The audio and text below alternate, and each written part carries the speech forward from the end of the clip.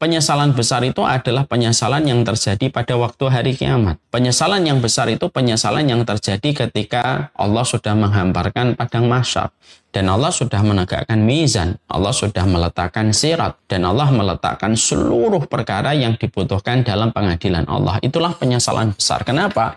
Penyesalan besar itu merupakan penyesalan ketika kita tidak punya waktu lagi untuk memutar waktu dan kita tidak punya waktu lagi untuk merecovery. Tidak bisa lagi. Dan itu merupakan penyesalan yang besar. Itu merupakan penyesalan yang betul-betul melahirkan sebuah kerugian besar dan mengakibatkan sebuah penderitaan panjang. Karena penyesalan di akhirat itu tidak bisa dikembalikan semua waktu yang ada untuk kembali pada kehidupan di dunia itu tidak bisa. Orang kalau di dunia menyesal atas dosa masih bisa memperbaiki dan dia bisa mendapatkan manfaat kalau dia memperbaiki dengan tobat. Contoh, ada fulan dan fulanah berzina. Menyesal mereka setelah berzina. Ketika mereka tidak kuat menahan nafsu, akhirnya mereka berzina. Tapi ketika mereka habis berzina, mereka menyesali perbuatan zina yang mereka lalui dan mereka lakukan. Maka setelah itu, maka mereka ketika menyesali, mereka bertaubat, lalu recovery dan bisa jadi taubatnya itu yang menghantarkan ke surga walaupun sebelumnya mereka melakukan dosa. Karena dosa yang disusul dengan taubat itu menjadikan alasan ia akan dipanggil oleh pintu surga yang bernama pintu taubat. Yang Allah jadikan pintu taubat itu hanya memanggil mereka yang pernah berdosa lalu bertobat dan menyesal kepada Allah. Masih bisa diperbaiki. Tapi dalam kehidupan di akhirat kan nggak bisa. Lah inilah yang menjadikan kita akhirnya kita paham. Ya. Perkataan dari Ali bin Abi Thalib ketika beliau mengatakan al-yauma yaumul amal wala hisab. Hari ini itu hari amal. Tidak ada perhitungan. Ya, makanya banyak orang yang terkadang mereka belum menyesal. Kenapa? Ya karena memang hari ini hari peramal. Ghadan yaumul hisab wala amal. Adapun nanti di akhirat itu merupakan hari amal. Hari hisab dan tidak ada amal. Maka inilah yang menjadikan kita memahami. Ketika Allah menyampaikan sebagaimana yang dikisahkan, sebagaimana yang ditulis oleh Imam Qurtubi bahwasanya hari kiamat itu adalah yaumun nadamah dan yaumul hasrah, maka inilah yang menjadikan kita harus betul-betul sadar. Bolehlah kita nyesal di dunia, tapi jangan sampai ada penyesalan di akhirat. Karena penyesalan di akhirat tidak ada ujungnya kecuali adalah kepedihan, azab untuk menebus semua kesalahannya, walaupun dia menyesal. Karena penyesalan di dunia itu disebut dengan bertaubat.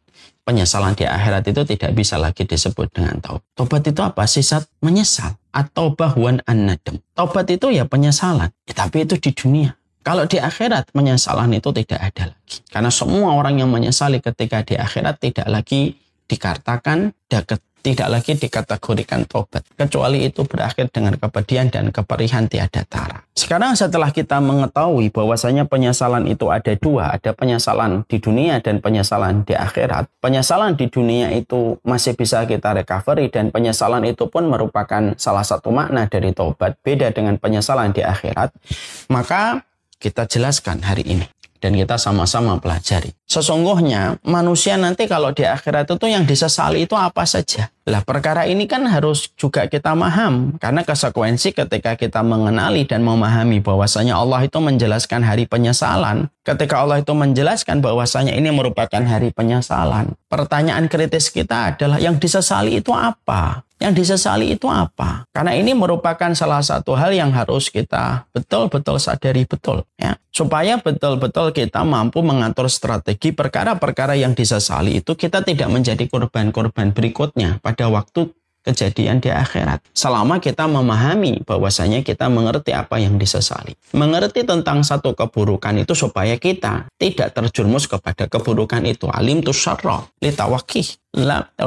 Alim tu syarra la lisyarri walakin litawaqih. Makanya kata orang-orang dulu adalah saya itu mempelajari keburukan bukan untuk melakukan keburukan itu walakin litawaqih, tetapi untuk menjaga saya dari keburukan itu. Itu yang harus kita paham. Ya. Maka kita belajar penyesalan apa yang terjadi pada waktu hari kiamat. Saking pentingnya penyesalan-penyesalan yang terjadi pada hari kiamat yang sifatnya belum terjadi karena kita belum hari kiamat. Allah sudah mengabadikan kisah-kisah penyesalan mereka di dalam Al-Quran. Kenapa belum terjadi sudah diceritakan oleh Allah untuk kita? Apa saja penyesalan-penyesalan manusia ketika mereka di akhirat untuk betul-betul supaya manusia mengambil sikap dengan mempelajari penyesalan itu supaya mereka tidak menjadi korban berikutnya orang yang menyesal. Walaupun itu belum terjadi. Itu saking Allah sayangnya kepada setiap hambanya dengan rahmat, dan rahmatnya Allah meliputi ilmu yang Allah jadikan petunjuk untuk menyayangi kita. Ya, makanya akhirnya kalau begitu penyesalan-penyesalan itu apa? Penyesalan-penyesalan itu kalau kita kumpulkan di dalam ayat yang bertebaran, kita akan mendapati berbagai macam. Kita akan mendapati berbagai macam penyesalan.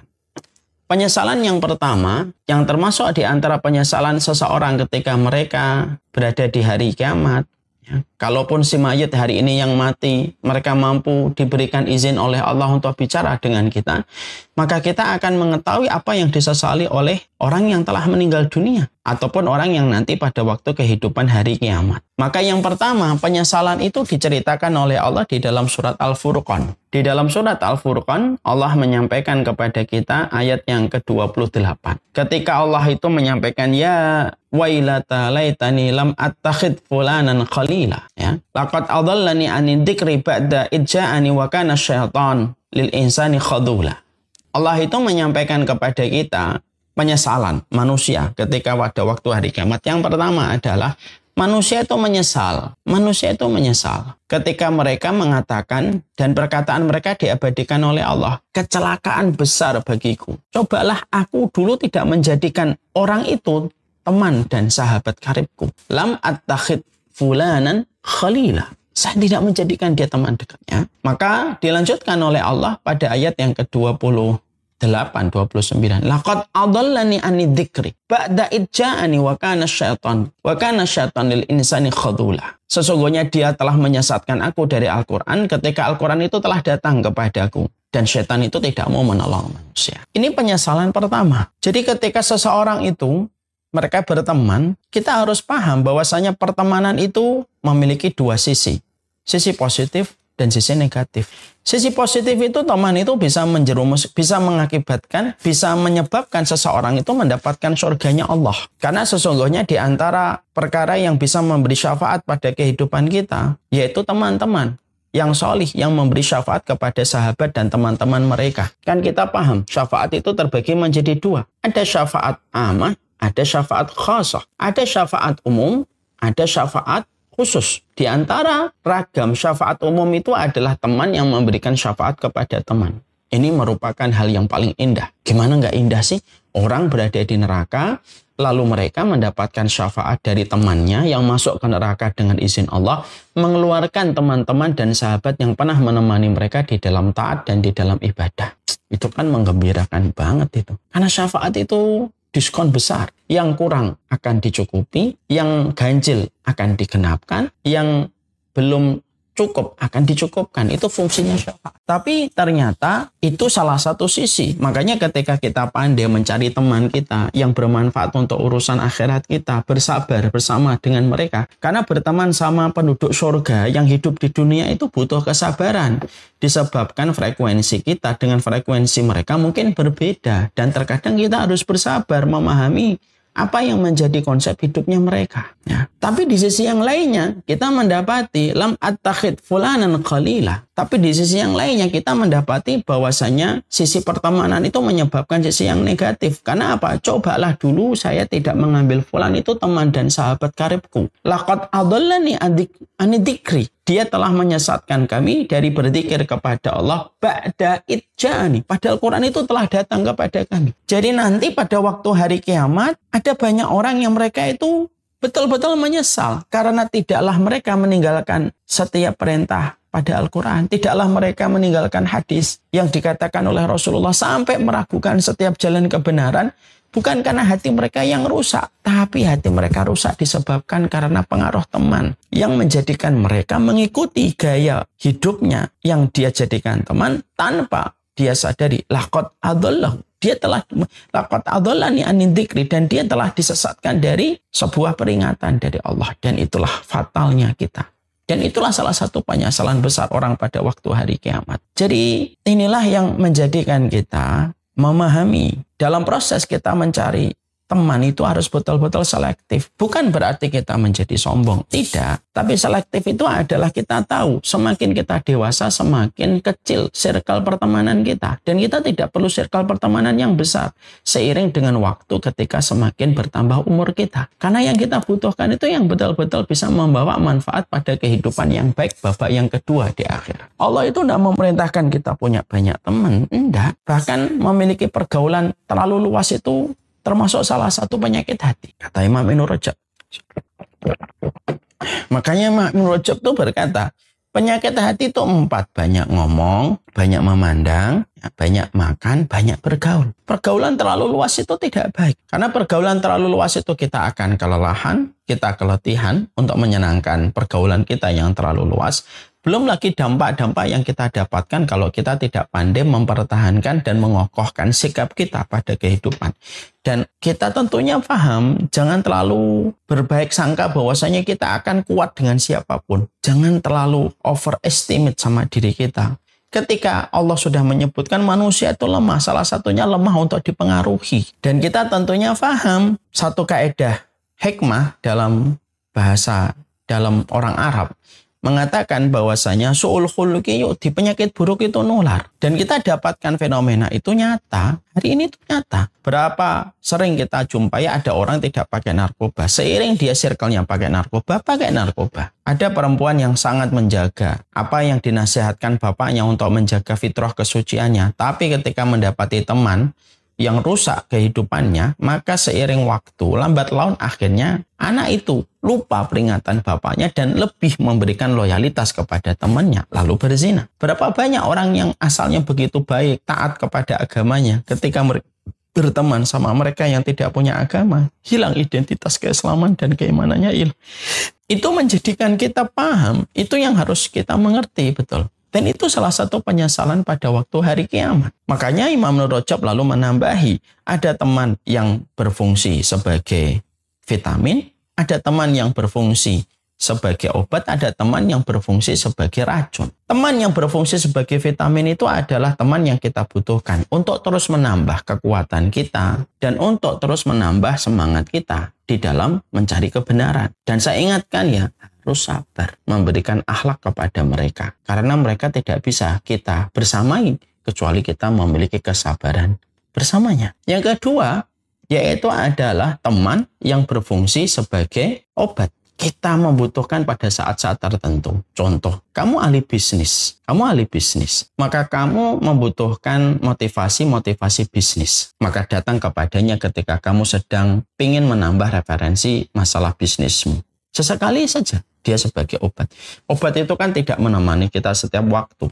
Kalau kita lagi ada hajat, nah kita minum obat. Yang ketiga sebagai racun, yang mana kamu harus betul-betul hindari itu. Ya. Karena termasuk salah satu di antara penyesalan pada waktu hari kiamat adalah penyesalan. Ketika manusia pada waktu hari kiamat mereka menyesali. Disebabkan mereka mendapatkan teman. Laqad adallani ani dzikri. Mereka lah yang menyebabkan saya tersesatkan dari peringatan yang Allah kirimkan. Yaitu adalah Al-Quran. Ba'da idja'an. Walaupun Quran itu sudah kami ketahui. Itulah yang terjadi di dalam panggung sejarah. Kita mendapati Abu Thalib, tidaklah beliau kekeh dengan keimanan, dengan kesyirikannya, ya karena beliau salah memilih loyalitas, salah memberikan loyalitas ketika diberikan loyalitas itu salah satunya kepada Abu Jahal yang memerintahkan kepadanya supaya dia memegang teguh ajaran nenek moyang, dan itu dia pilih lebih daripada apa yang ditawarkan oleh Rasulullah. Ya ammi, wahai pamanku, ucapkanlah la ilaha illallah yang kamu akan selamat dengan ucapan itu. Tapi dia nampik ucapan itu karena tidak enak sama Abu Jahal yang telah menjadi temannya dan keluarganya yang dia berikan respek dan akhirnya dia korbankan urusan akhiratnya. Kita menjumpai Walid bin Mughirah. Akhirnya dia bertahan dan bersikeras di dalam kesyirikan walaupun dia sudah mengetahui yang turun kepada Nabi Muhammad itu bukanlah syair, tapi akhirnya dia ikuti apa yang menjadi keyakinan kesyirikan itu ya karena teman-temannya itu mengingatkan.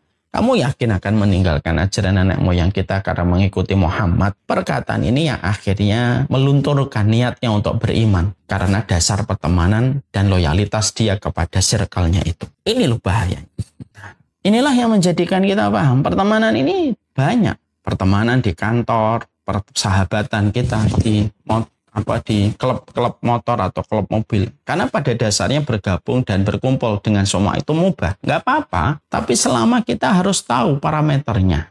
Bahwasanya ini bisa membawa kebaikan saya kepada kebaikan akhirat. Maka kalaulah yang terjadi adalah kemaksiatan, lalu kita dikondisikan untuk permisif terhadap kemaksiatan itu, mungkin hari ini kamu tidak melakukan kemaksiatan itu, tapi seiring dengan waktu, kamu tidak akan bisa untuk bertahan. Kalau sudah menghadapi serigala yang lapar, kan orang yang bermaksiat itu bagikan serigala yang lapar, dan dia menerkam siapapun untuk menjadi korbannya. Ya.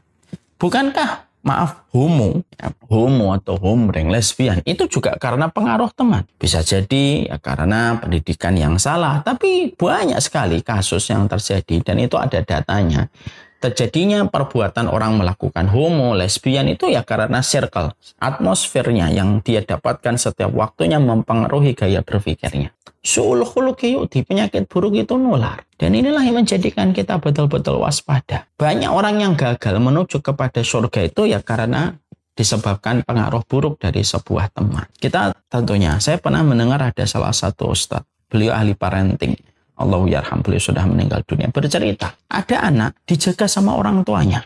Setiap hari diantar, dijemput. Selama 6 tahun di sekolah Islam yang terkenal di Indonesia, terutama di Jakarta. Tapi ternyata anaknya itu walaupun dijaga dengan begitu ketat, terjerumus kepada sebuah penyimpangan. Dan ternyata tanpa disadari walaupun dijaga ketat oleh orang tuanya, ternyata temannya, faktor temannya itulah yang mempengaruhi gayanya dia ketika berpikir. Ya. Makanya di dalam Islam, kita ini di dalam pendidikan kita sebagai orang tua, bukan hanya kita mendidik mereka dengan agama, bukan hanya bagaimana kita memberikan contoh untuk mereka dan teladan, tapi memastikan kita ini harus punya referensi teman yang bisa dijadikan menjadi sahabat untuk anak kita. Karena kalau kita tidak mencarikan lingkungan untuk mereka yang akan mencari sendiri, dan ketika mereka mencari sendiri tanpa ada ilmu. Dan akhirnya apa? Ya sebuah kerusakan yang terjadi. Itulah hikmahnya. Kenapa orang mukmin itu disuruh kumpul sama orang mukmin, tidak usah berjauh-jauhan. Kenapa orang mukmin disuruh untuk bermuamalah, berukhuwah dengan baik?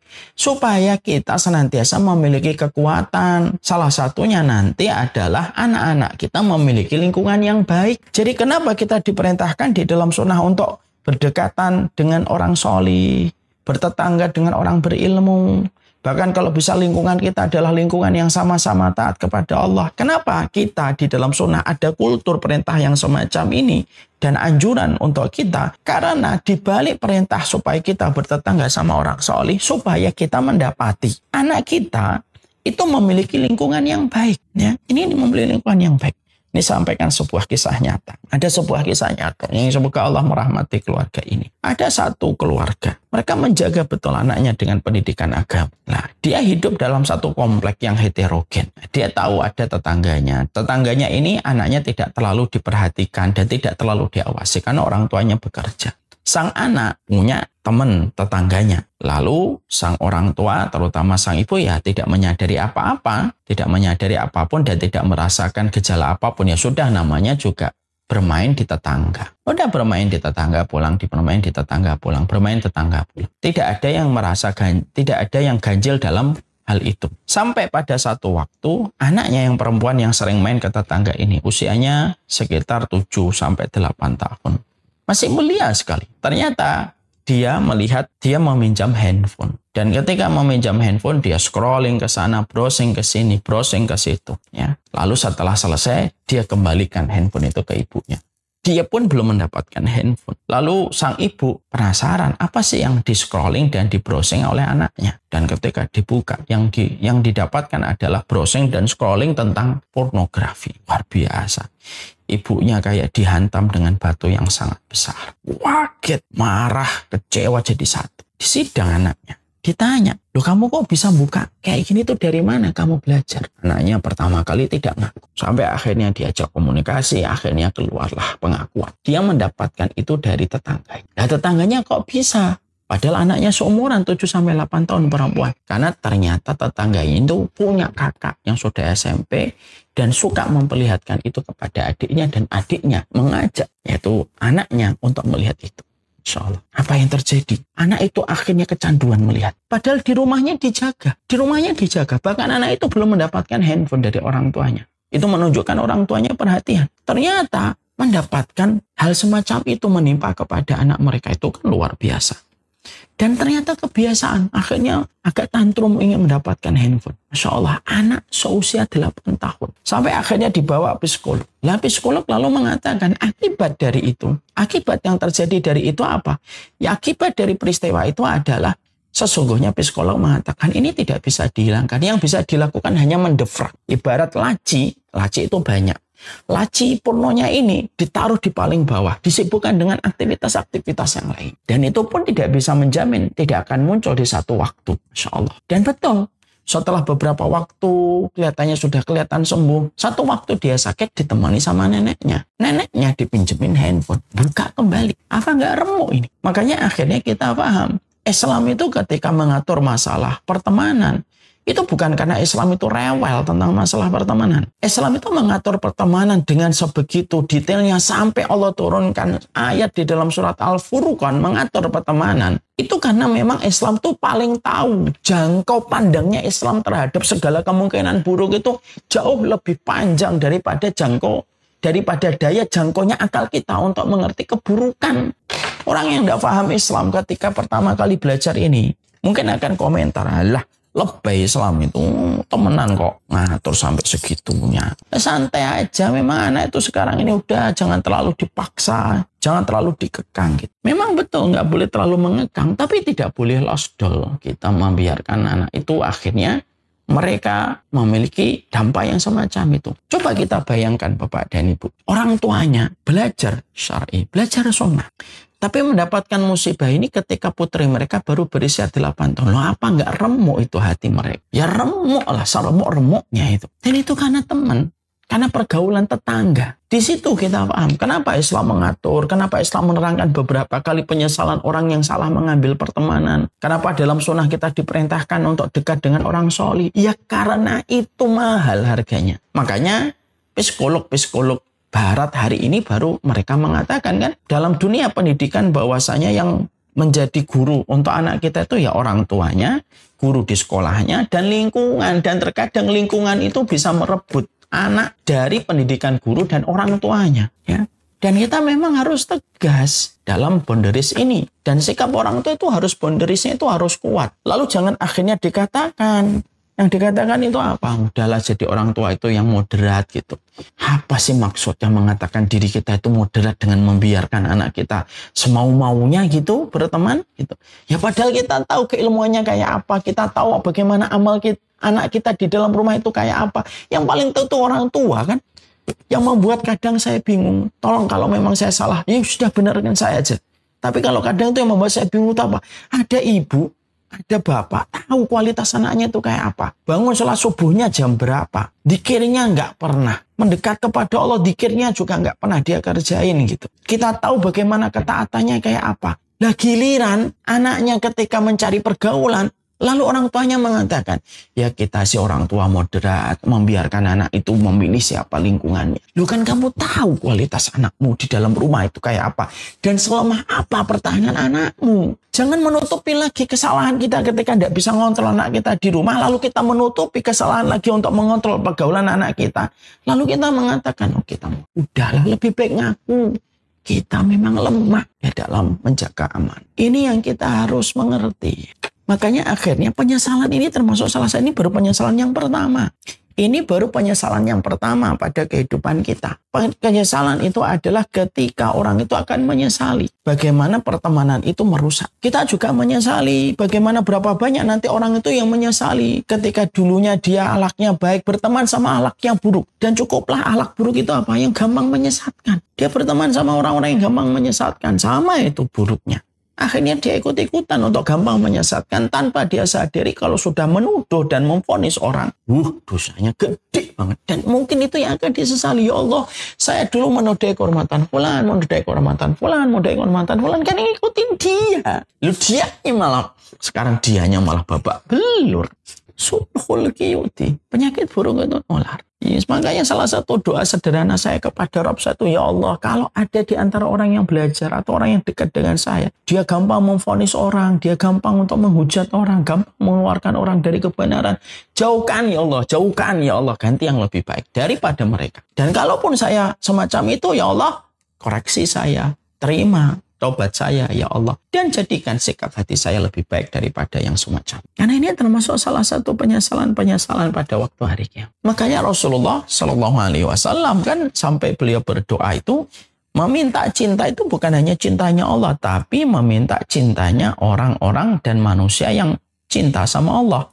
Makanya Rasulullah itu kalau berdoa apa? Allahumma inni as'aluka hubbaka wa hubba man yuhibbuka wa hubba amalin yuqarribuni ila hubbiknya. Yaitu adalah ketika kita menjumpai doanya Rasulullah di dalam satu riwayat Imam Ahmad dengan sanad yang hasan, maka Rasulullah itu berdoa, ya Allah, aku memohon kepadamu cintamu dan cinta orang yang mencintaimu dan amalan yang paling kau cintai yang mendekatkan kami kepada cintamu. Jadi kita itu mendapati bahwasanya doa ini merupakan doa yang dipanjatkan kepada Allah semata, di mana kekuatan doanya itu adalah meminta cintanya Allah, cinta orang yang mencintai Allah, dan amalan yang paling dicintai oleh Allah, yang mendekatkan kepada cintanya Allah. Jadi akhirnya Nabi itu meminta bukan hanya cintanya Allah, cinta orang yang mencintai Allah. Berarti Nabi itu ingin betul-betul dipertemukan dengan orang-orang yang mencintai Allah. Tidak usah banyak kok, minim 40 orang sudah cukup itu. Orang-orang yang mencintai Allah, akhlaknya baik, tutur katanya baik, tawasudnya baik, tidak terjebak kepada ekstrim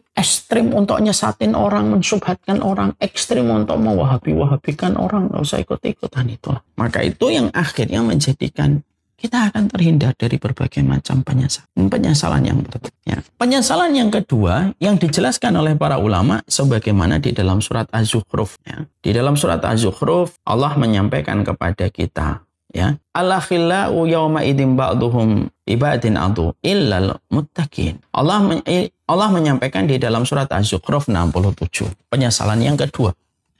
Penyesalan yang kedua itu al-akhillau yawma idzin ba'duhum li ba'din adu illal muttaqin. Berapa banyak orang yang saling mereka mencintai, mereka saling menyayangi, merahmati. Ketika pada hidup di dunia mereka akan menjadi musuh kelak. Jadi orang yang mesra di dunia itu belum tentu mesra di akhirat. Orang yang soulmate ketika di dunia belum tentu menjadi soulmate pada kehidupan kelak di akhirat. Jadi berapa banyak? Yaitu orang yang mereka saling mencintai. Al-akhillah itu betul-betul sudah soulmate banget. Suami istri yang sudah betul-betul senyawa. Jadi satu. Ternyata mereka itu dikatakan oleh Allah, al-akhillah yawma idzin ba'duhum li ba'din adu. Mereka jadi musuh. Illal muttaqin, kecuali orang yang bertakwa. Sebagian besar para ahli tafsir itu mengomentari dan memberikan takwil atau memberikan interpretasi pada ayat ini, surat Az-Zukhruf 67.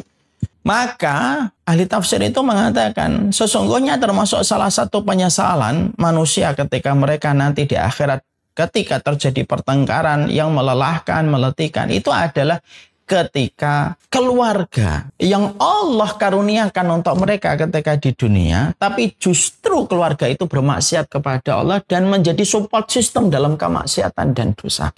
Maka itu menjadi penyesalan pada waktu hari kiamat nanti. Support sistem dosa itu apa? Ya ketika mereka tidak melaksanakan kewajiban mereka kepada Allah. Mereka melihat satu persatu di antara anggota keluarganya bermaksiat kepada Allah, berdosa kepada Allah, membiarkan kemaksiatan itu terjadi, meridhoi, bukan hanya membiarkan, bahkan mungkin condong untuk meridhoi perbuatan itu. Maka sesungguhnya satu keluarga yang tumbuh dari perilaku kemaksiatan yang dibiarkan, maka itu akan menjadi salah satu sebab penyesalan besar pada waktu hari kiamat. Sehingga tidaklah keluarga itu ketika berkumpul di dunia, dikumpulkan kelak di akhirat, bukan dalam kondisi mereka sebagaimana liburan di musim panas, tapi mereka dikumpulkan kembali dalam kondisi saling membenci sebenci-bencinya kepada anggota keluarga yang lainnya, karena perbuatan saling mendiamkan kemaksiatan itu menjadi sebab besarnya mereka terawasi oleh neraka yang akan menjilat mereka. Dan itu menjadikan mereka itu ingin mencari kambing hitam. Makanya dikatakan oleh Imam Ibnu Katsir,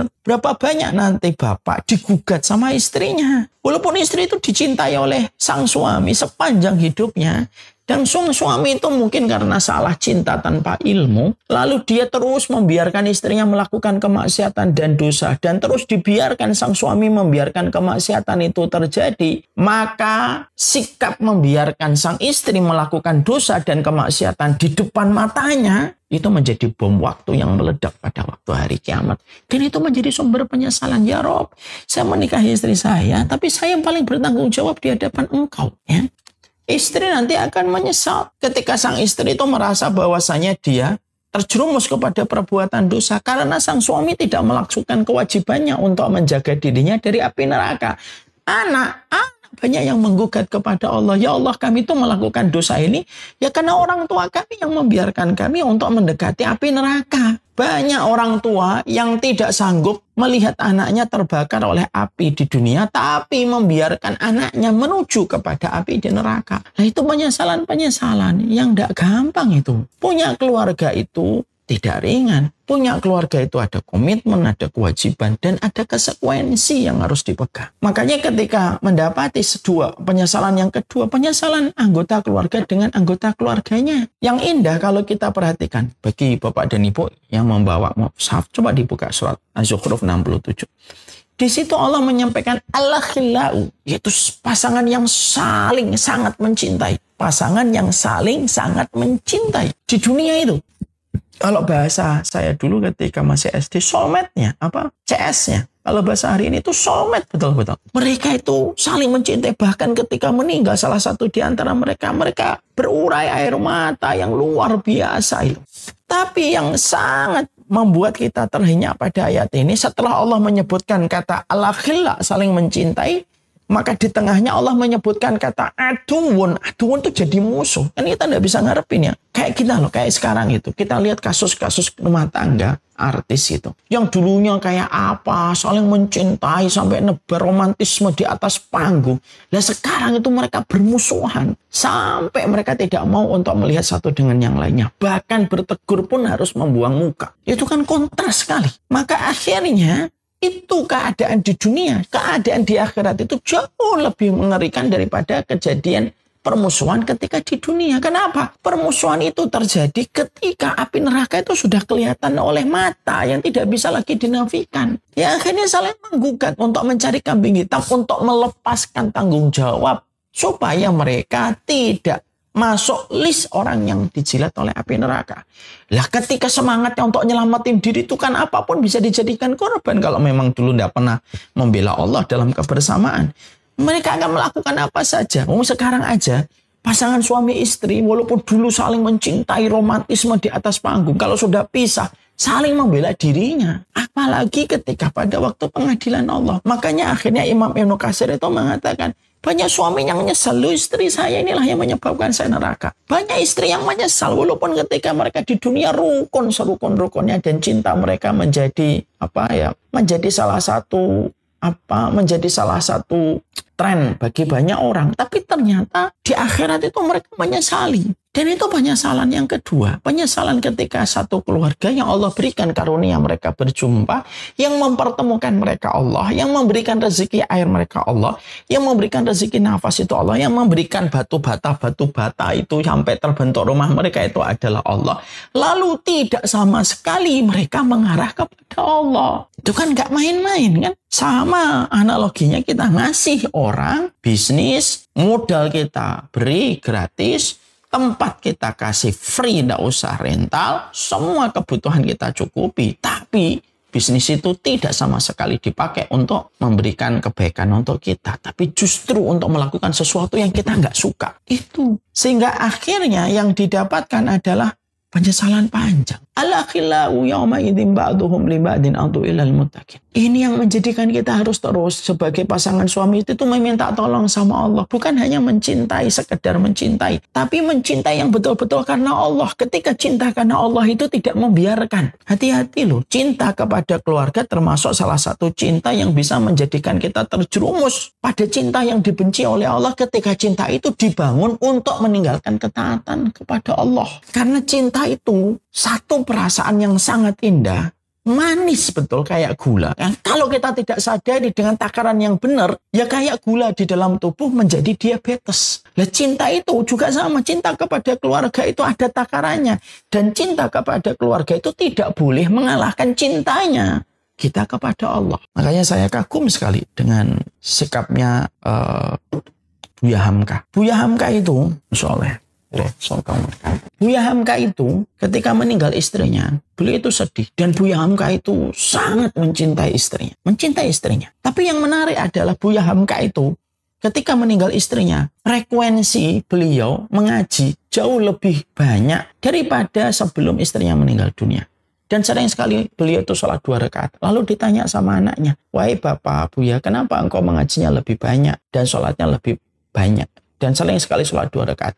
Perhatikan jawaban Buya Hamka. Iya, karena aku khawatir. Jangan-jangan cintaku kepada istriku mengalahkan cintaku kepada Allah. Maka setiap aku ingat istriku, yang aku lakukan membaca kalimat Allah dan membaca firman-Nya Allah. Karena membaca firman-Nya Allah itu menunjukkan cintaku kepada Allah. Aku ingin supaya kesedihanku memikirkan istri itu aku kalahkan dengan aku membaca lebih banyak supaya aku pengen menunjukkan, ya Allah, walaupun aku cinta sama istriku, tetapi aku lebih cinta kepada engkau. Ditanya lagi sama anaknya, kenapa sholat 2 rakaat Bu ya? Karena sholat 2 rakaat itu saya sholat tobat, saya khawatir kalau kasih sayang yang tertanam di hatiku untuk ibu kalian yang sudah meninggal dunia itu lebih besar daripada cintaku kepada Allah. Dan ketika aku khawatir itu lebih besar, aku sholat 2 rakaat.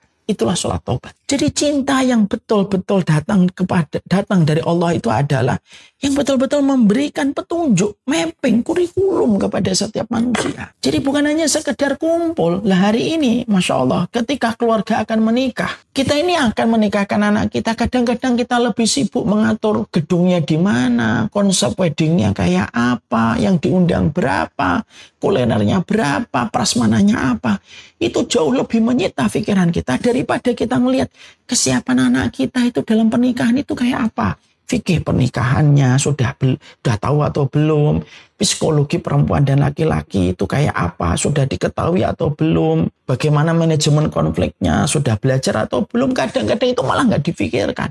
Dan ini kesalahan kan. Apa yang terjadi? Ya sekedar kumpul. Dan yang terjadi adalah tidak ada orang tua yang bodoh terhadap petunjuk kebenaran, ya kecuali kebodohan itu terwariskan lagi kebodohan itu kepada sang anak. Terus itu kayak bola salju, tidak ada hentinya. Nah ini yang menjadikan kita harus memahami betul. Makanya inilah sikap kenapa seorang suami istri itu harus betul-betul, kita ini tidak boleh berhenti untuk mengkaji ilmu. Setiap hari, setiap waktu. Ya, banyak hal yang harus kita pahami supaya pertemuan kita itu tidak hanya menjadi pertemuan sehidup semati, tapi menjadi pertemuan sehidup sesurga. Ya kalau ada orang mengatakan sehidup semati, ya memang betul, mungkin memang mereka hidup doang, mati sudah selesai, nggak ada lagi perjumpaan di akhirat kecuali permusuhan. Dan itu kan mengerikan. Coba deh Bapak dan Ibu, apa hal yang paling melelahkan kalau kita menjadi manusia? Bertengkar dengan pasangan hidup itu melelahkan betul. Itu baru di dunia, belum di akhirat. Apa pemandangan yang paling tidak disukai anak, yang membuat mereka trauma, lebih daripada mereka melihat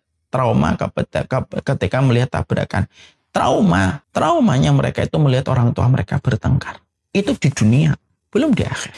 Dan salah satu penyesalan besar di akhirat itu adalah penyesalan yang kedua. Surat Az-Zukhruf 67 yang Allah sampaikan kepada kita. Maka inilah yang menjadikan kita paham betul bahwasanya penyesalan dalam kehidupan manusia ada yang dikatakan oleh Allah pada surat Al-Furqan ya 27-28, ada yang menjadi penyesalan yang kedua yaitu surat Az-Zukhruf ayat 67, penyesalan persahabatan dan penyesalan keluarga ketika tidak ditegakkan pilar untuk saling mengingatkan.